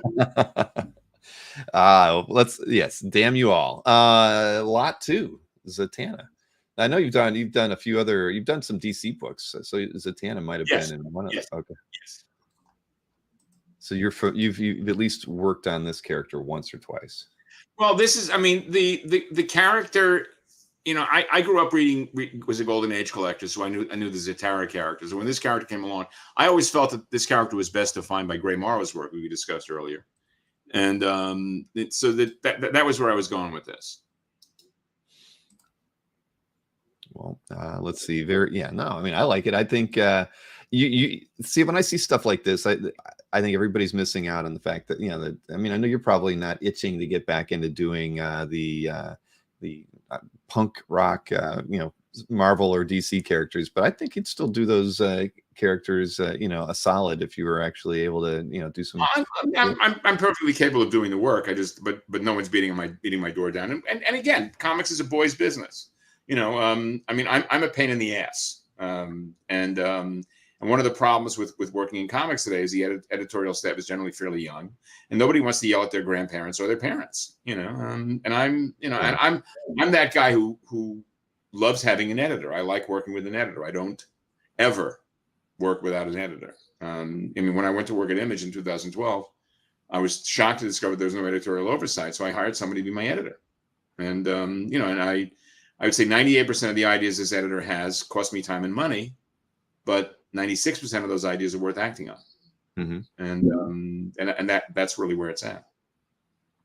I do recall from one of our past conversations the importance of your Absolutely. Desire to have an editor on things. Absolutely. All right. So Zatanna's out there. We've got a Poison Ivy piece. Now, this one I thought was interesting because there's a little bit of ink and more pencil left on this one. I mean, I thought the outfit was worth approaching technically in a little bit different way. I have no idea what it is that catches fire or catches eyes. I don't have the clue. So I tried to illustration technique to use some pencil to define the outfit. And like that. So I have no idea. I am utterly clueless. Well, but it works. It definitely works. David Joe Kai says, "Beautiful. Too bad I'm broke." Well, that's Thanks for showing up and making me feel even worse about myself than I do. He doesn't mean that, David. He doesn't. This is the grumpy old grandpa talking here. But no, I mean, but I think this was the only piece where you did leave a lot of pencil on it. A lot of the other ones. I didn't leave pencil. I added pencil. This added pencil. Yes, I mean that's Prisma color. And I did, one thing I'll say, and thank you, Jewish Dragons, for claiming lot one. That was, of course, the Mystique. Thank you, Jewish Dragon. I rescanned everything because when I know you sent me scans of the work, and probably when you do this, I just like seeing the like the blue pencil in there. It's one thing that because it's something that I think you scan your stuff in grayscale, maybe when I scan in black and white, and I use blue pencil as an after effect to polish and tighten. Got it. No, I mean, I don't know. I like seeing it. For me, that's kind of like I like seeing process, I guess. Right. I mean, even when an artist will lay out their, like their perspective lines in a panel, right. And they just leave it in there. I like seeing that because I feel like I understand a bit more about the first time I saw Dean Cornwell's paintings, there were so many places where there were passages where you could see his pencil drawing underneath the underpainting where he hadn't gone into it with opacity. And I love that. Same is true of Robert Fawcett's work. Every so often you'll see passages of his work where the pencil is left, because these didn't erase. They just basically went right in and started using, in some cases transparent, in some cases opaque color. And it's really a lovely effect. I love that stuff. Agreed. Well, it's back. Process is important. So lot 3, Poison Ivy is out there. Next up, and everybody knows I actually mixed these up very differently than I would have. I didn't try to follow a theme, Marvel, DC, whatnot. So I'm kind of moving from publisher to publisher here. But now we've got the 1960s Black Widow, one of my all-time favorite costumes for any character. I mean, here's a place where I use pencil to create form and shape along the fishnets, and also around the lid surfaces of her breasts on the outfit. I was looking at Don Heck's stuff on this, and I wanted to see about doing a more contemporary version of that kind of line effect. So that's where I worked here.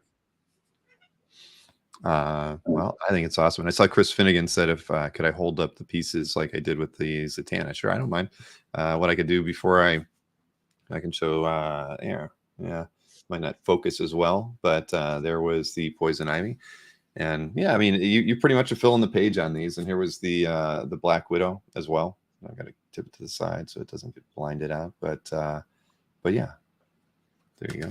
Thanks for reminding me of that, Chris. I try to please everybody here, but full body fishnet, says David. Yes, exactly. Was Don Heck? Did you ever work with Don Heck? No, I never met the guy. I never knew him. And years later, when I learned where he came out of, because I knew I was introduced to his work. I didn't see his Love stuff, when he was doing Iron Man, and he was working for Kniff on Steve Canyon, and a lot of the work that he was doing for Stan in the mid '50s had a real Kniff feel to it that vanished when he was doing the Marvel superhero stuff, and I love that stuff. It's really good. I mean, it's sort of in there. In a way, sort of between Lee Elias and Frank Robbins. It was a nice look.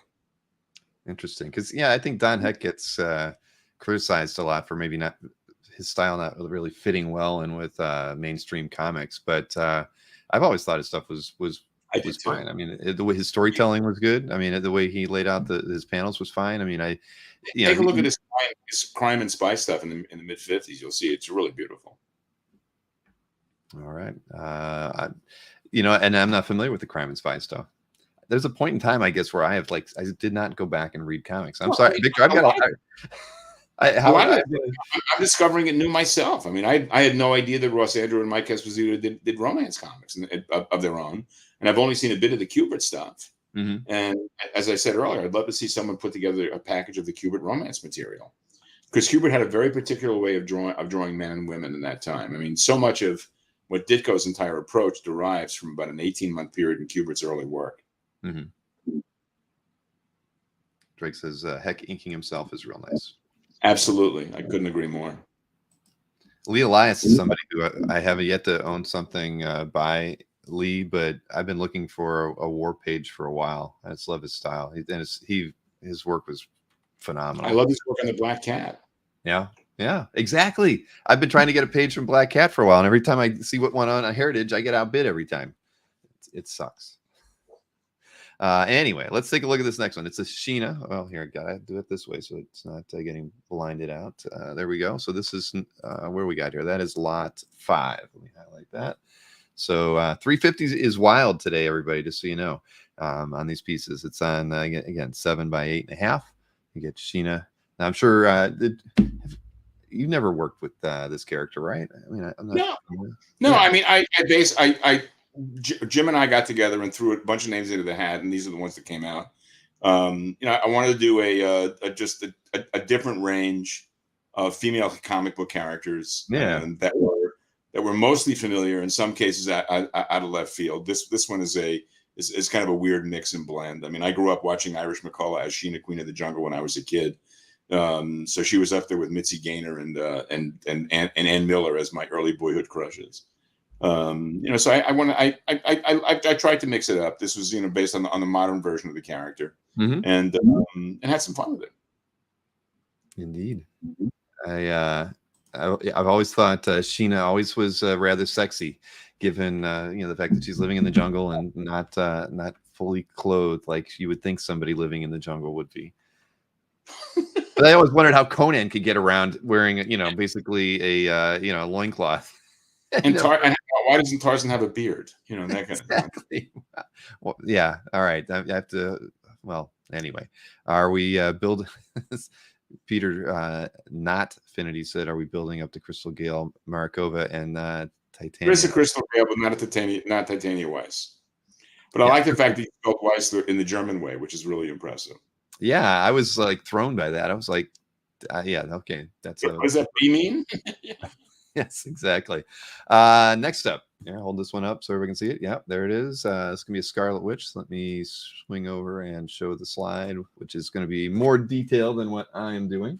So this one again, 350, like everything else we're showing today, 7 by 8.5, and yeah, a nice rendering of this character as well.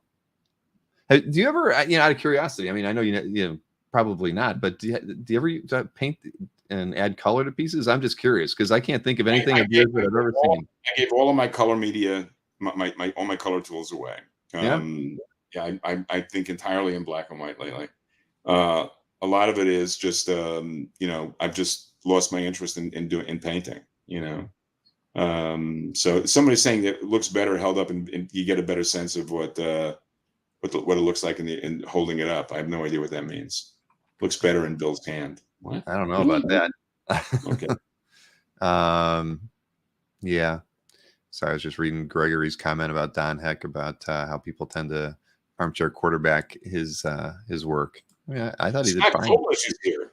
Scott Koblish? What is Scott Koblish doing here? I know it wasn't. I missed that. How dare you? Scott Koblish was I like the idea.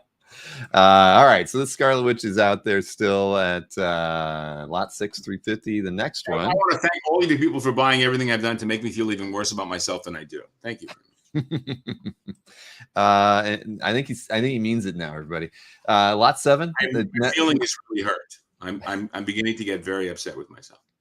There you go. Scott says he's just visiting while drawing layouts. So let's see. Lot 7 is the more traditional Black Widow, as we know her to be.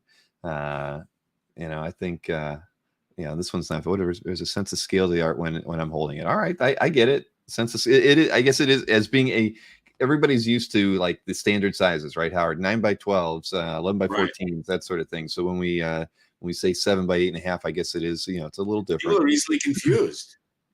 Look, Jose Marzan's here. All the artists are turning out today for you. What's going on? Hey, Jose, and I really liked your paintings, Howard. I mean, you the thing is, when you were kind of breaking into to the business, I mean, there were a lot of guys painting back then, right? I mean, or doing work above and beyond what traditional. But it was commercially unrewarding and ultimately creatively disastrous. It ate your life up, and you never made any money on it. Nobody cared. Yeah.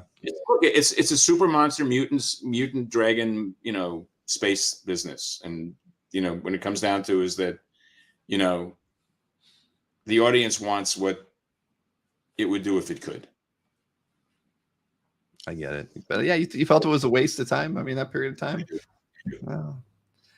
Because you think about it, I mean, Dan Green just passed, right? I mean, he came in, he was kind of friends with a lot of painters and, that kind of crowd of artists. I mean, Bernie Wrightson and Galuda, coming in at that same kind of time. But the only guys who've been successful at painting comics with any regularity were Corbin and Sienkiewicz. Corbin, and that work is just extraordinary. I mean, it really is. And the fact that Corbin could find a second nature in his use of black and white line is the gift. And Sienkiewicz is in the same place. Bill's work is just transcendent. It really is. It's phenomenal. So. You won't find me arguing about Well, I'm either certainly one. hoping that you fuckers out there who are not buying anything will buy up, are simply waiting to see everything to make their choices. If not, my feelings are really deeply hurt. Seriously. I'm a very sensitive guy. I'm okay. You are. Well, let's look at the next lot.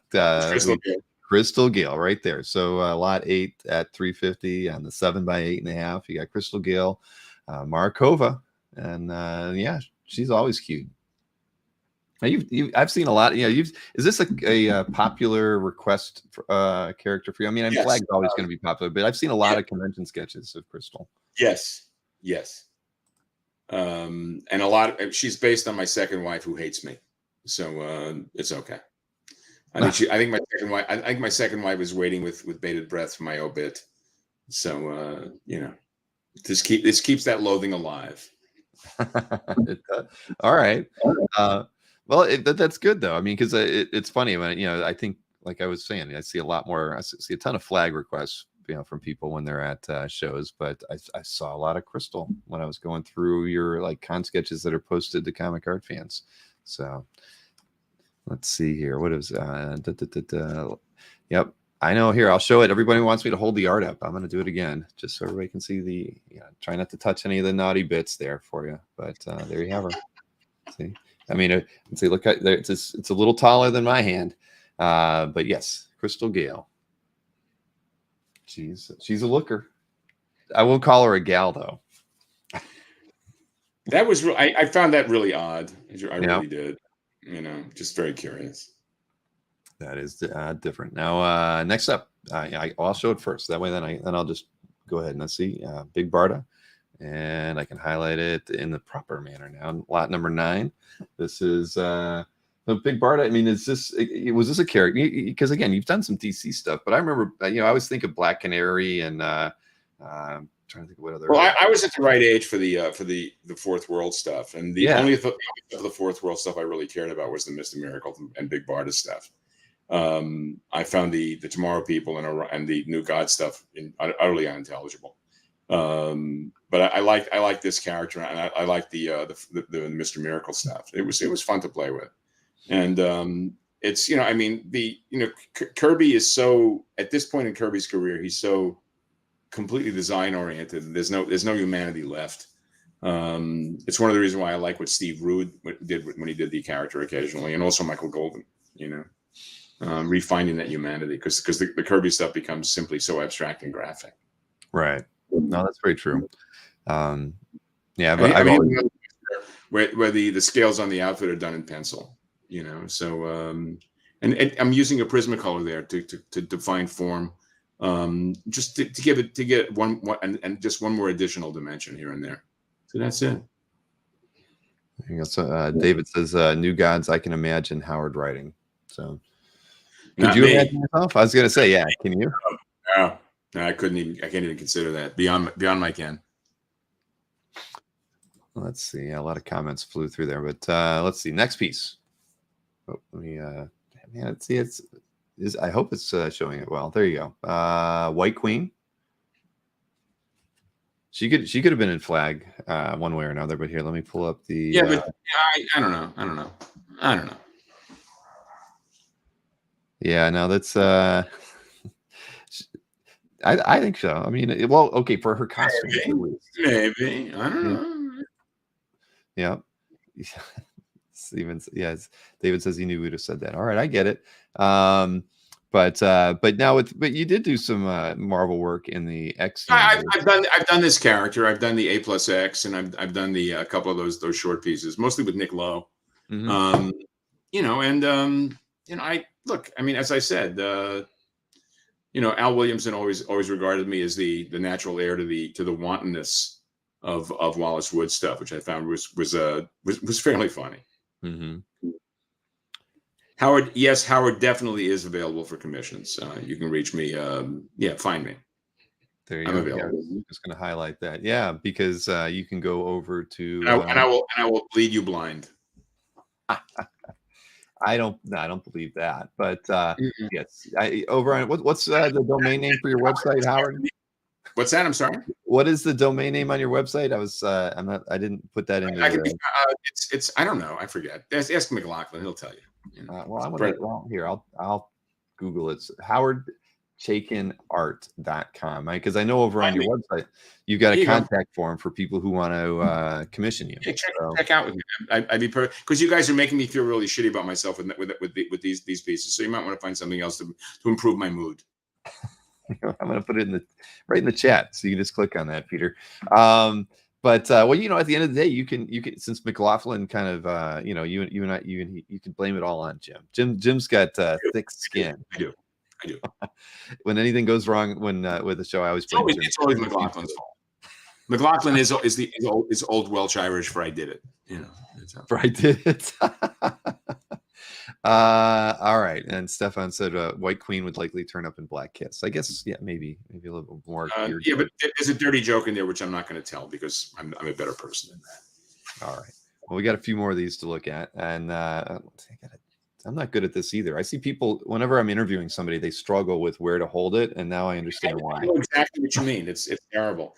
You know, and it's not like we're morons. We're just kind of like vacant. Exactly. I'm hip. But here you go. You got Harley Quinn carrying a big hammer. Perfect. You know, again, very nicely done. What's Danny Lee say? Well, what's up? We're not selling a lot of art right now, Danny. We're looking at a lot of art. But here, let me pull up the slide for this one. This is why don't you come up with some fucking dough here? What's going on here? You know, I might, you know, look at that. Yeah. I don't know. It's a Saturday afternoon, and we're not. I don't know. Hey. So this one's too much money on drugs. Apparently, the drugs are. You know, what's going on here? Well, this one's again 350 like all the others, and on the 7 by 8.5. And so this is lot 11, Harley Quinn, and Mr. Easy Go Lucky's running a count on how many people have thumbs up the show so far. 61 of 89. We should be at 89 of 89. How and why is that not happening? If you're watching the show on YouTube, you should definitely do that. It'll get other people to tune in while we're doing this. So moving right along. Let's show the image first, and then what do we got here? We got Mandy. Somebody mentioned they preferred Mandy. Here we go. So we have Mandy right here at lot 12 at 350. Machine gun in hand, and modified AR-15. Always that way. My goodness. Yeah, she is definitely proficient. But again, how often if the military dressed like this, there'd probably be less killing in wars and more countries surrendering to the opposition. Jewish Dragons has stepped in to claim this one as well. Thank you, JD. Exactly. Jewish Dragons, has a good eye, regular buyer in our shows here. So thank you very much for that one. That was a good one. Yep. All right. Let me pull that one down, switch over here. All right. These are small drawings. I should have had an easier setup here for me. But hey, look next. We're going back over to DC. We've got Black Canary. Now, I know you did a thing with Mark Waid in Black Canary, right? Didn't Waid write something, or am I misthinking? I did an origin story, a 2-page origin story for the New 52. Okay, maybe that's what I'm thinking about. And for me, when I was a Golden Age collector, Black Canary was a character that showed up a lot, and I liked the character a great deal. And I thought that Alex Stote, that one Black Canary piece that Alex did, is just really seminal. It's really phenomenal. So, and I like the outfit, and it's in an era when comic book reproduction was so shitty, the fishnets were a big deal because they were easy. They reproduced well. They didn't moire the way Zipatone might. And these are secrets of the comics, the technical stuff. Mm-hmm. And I like the character, I really did, and I like the outfit. The costume worked really nicely for me. Yes, and I actually went out of order. I skipped lot 13. It was unlucky for me apparently, but yes, went right to 14 from 12. So if nobody caught that, so that's good. I was like, why is this? Everything's out of order on my desk. But you just heard. That's all. I'm sorry. Okay. But contrition is bullshit. So lot 14 is Black Canary, but another character with black in her name is lot 13, and that is, of course, Black Cat. And again, I should hold it like this. You can see, yeah, you fill the space rather well. composition, gorgeous. Let me switch over here. Now, that, as you can see, this is lot 13, me going out of order, but very nicely done. And you know, my favorite black cat costume, of course. So could she look like a little application of the you know, Prismacolor to add a bit more dimension. It's a fun costume to do. So I had a good time. And I just saw that Jeffrey Moy up. Okay, well, we've got 14 claimed by Jeff Moy, which was the Black Canary. And thank you, Jeffrey. And Steve Lipsky claiming lot. Or do I got him backwards? Don't I? Yeah, no. Steve, down, Bill, you gotta get your shit together here, pal. I know, man. See, I throw them out of order and everything goes sideways. But yeah, right, Steve is buying the black cat, and Jeffrey is buying the Black Canary. Exactly. I have to be here for you in this regard. Let's straighten up here, man. Well, yes, you are. You're directing me right now, and I appreciate that. It's not often where I get off the rails. Usually, I'm better than this. But last committed piece before we show. Well, we have one other piece after this. It's another one that was from last show. But here we go. Black Queen. Somebody mentioned Black Queen later, earlier. Well, now we have Black Queen as well. So she could have been in Black Kiss. Much more appropriate for Black Kiss than the White Queen, because basically stains don't show up on that black outfit as readily as they do on the white. I always thought the Black Queen in the X-Men was someone who looked more dissipated than the White Queen. I really wanted to catch that kind of like well worn dissipation of that character. Comic book women tend to look very youthful and fresh. And I wanted to see if someone who had been through it a bit, let's say, a bit.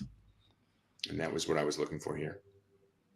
Yeah, well, she has kind of that. I mean, I like the way you drew her face, because she has like a very, I don't know, 50s film kind of vibe. Right. Ava Gardner and dissipated Ava Gardner. That's what I was looking for. Well, you got it. Thank you. That's very kind of you to say. Well, so this one is out there as well, and let me remove that one. And so the final piece, I don't have it in my hand because I've got it over there in a portfolio. This was from the last show, and we it's the only piece left. I'd sent most of the artwork that we didn't have a lot of unsold stuff from the first couple shows back to you, but I still had this piece available from this says Chris. Why is there eyes in there, man? I'm telling you, Howard, where is my editor? Now I know the value of a good editor. This should say cross. Your text is being written by people for whom English is a fourth language. Yes, because this should read cross cover, not Chris Siver. Yeah.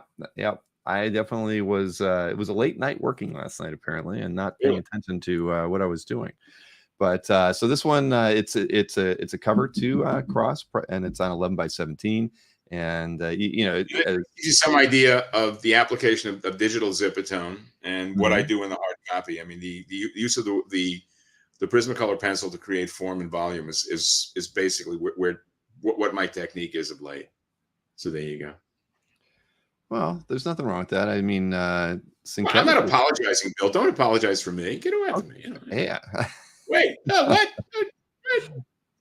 Well, remember, we always come back to, because we as art collectors, we always think about, we like the traditional medium, right? I think that that's our niche in this hobby, is being able to collect traditional artwork. So it's whenever we see an artist dabbling non-traditionally, we always get a little bit worried. But one of the things about modern reproduction is that you can pretty much do anything. I mean, it's astonishing how much you can do with modern comics reproduction. I mean, I came up at a point where we were printing on plastic plates, and it looked like shit. True. And the modern stuff is just, I mean, I'm using a 0.35 rapidograph for fine details. I see Chris Finnegan has claimed lot number 2. Yes, the Zatanna has been claimed. Thank you, Chris. Thank you, Chris. You changed my self-respect and self-esteem. I mean, the reproduction of the old stuff was it was a blurry mess. Now everything gets in there, and it's just, I I'm crazy about that. I really am. I mean, I embrace entirely the digital world. I mean, there are guys of my generation who refuse to do pages with panel board without balloons on them, and I just like, you're living in the present, work in the present too. I mean, my process with pages is evolved 20 years ago when I came to understand that the combination of applying Photoshop, combining figures on a patch and backgrounds together rather than drawing them together, made for a more efficient production schedule. Right now, I'm working on this. I'm doing the first 5 pages of the Fargo book for the crowdfunding we're working on, and because the action is organized the way it is, I'm actually doing more on the page than I would normally, because I don't want to be in a position of having to adjust. If the panel shapes demand a direct commitment to action in the panels themselves. I'm being oblique, not because I have any desire, but because it's just that's the way it is. But for example, on Hey Kids, most of those panels are constructions of figures done separately with backgrounds. When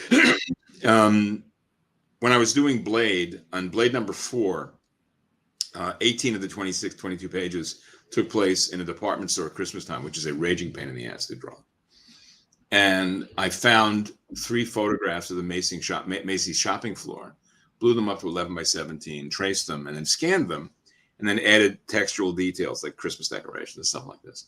And it was simply a measure to save time and money, but it turned out to have a benefit, an unexpected benefit, which is to enhance the verisimilitude of the material by repetition, by flopping, by cropping bits and pieces of it, by using an angle here and an angle there. It really did enhance the verisimilitude of the stuff in its consistency. And that's been the way I've worked since that time. I mean, it's one of the reasons why I don't have general pages to sell when I go to conventions. I have pieces in various shapes and forms. And also, at the same time, I scanned all my Zipatones. I've got hundreds and hundreds of patterns in digital files, which get applied to this stuff. So, well, then I can see why it speeds up the process for you. I mean, there's nothing wrong with that. If we can get more, even though we can't own a 11 by 17 page these days from you, I mean, we're still getting more. We're getting more productivity out of you, I guess, at the end of the day. So that's it. All right. Well, you guys you've hurt my feelings. I was hoping to get rid of all this shit, but no. Look what you've done. Well, here, let me remind everybody the pieces that are still available. So I'll just go through them quickly because, again, lots of people watch these things afterwards, and I'm going to send out a mailing for about these pieces too. So we'll hit up a lot more people than we had here this evening. Even though we crested well over 100 people watching the show live, we've got Poison Ivy at lot 3. We've got that 1960s Black Widow at lot 4. We've got Sheena at lot 5. We have Scarlet Witch at lot 6. I'm going to get the order right this time. Lot 7, Black Widow. And we have Crystal Gale. Crystal Gale, she's still out there in lot 8. Then we have the Big Barda at lot 9. And the White Queen at lot 10.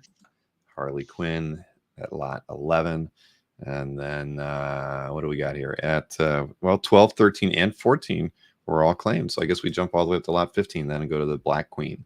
And there you have it. Those are the pieces that are still available. And you have hurt Howard's feelings, but I mean, he will recover. I promise you that.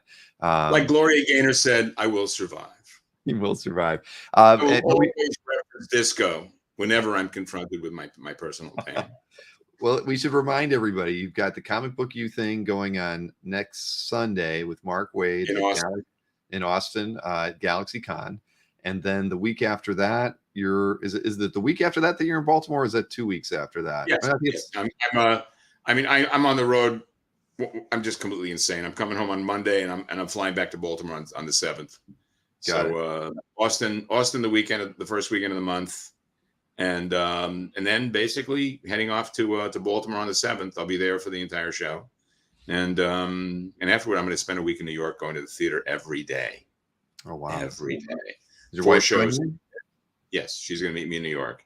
We're going to see Sweeney Todd, Some Like It Hot, Back to the Future, and Shucked. Dang, you are going to be busy. I am.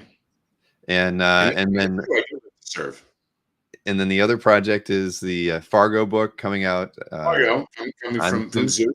Sometime soon. Sometime, exactly. You know, and I recommend those of you who've had the gall and the audacity to hurt my feelings today, better pony up.